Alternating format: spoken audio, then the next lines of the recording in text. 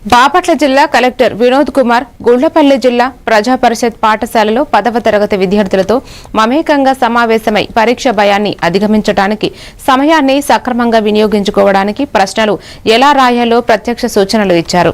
రోజు కొద్దిగా చదవడం ద్వారా విజయాన్ని సాధించవచ్చని, అవసరమైతే ఉపాధ్యాయుల సహాయం తీసుకోవాలని విద్యార్థులకు అవగాహన కల్పించారు. ఈ కార్యక్రమంలో రేపల్లె ఆర్టీఓ రామలక్ష్మి, డీఈఓడి శ్రీనివాస్, తహసీల్దార్ పాల్గొన్నారు.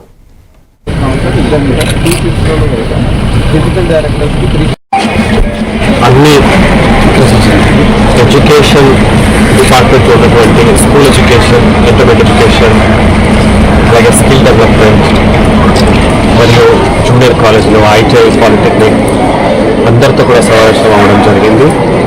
ముఖ్యంగా ఇప్పుడు ఎగ్జామ్స్ జరుగుతున్న సమయం, నెల తర్వాత ఎస్ఎస్సి ఎగ్జామ్స్ మొదలవుతాయి.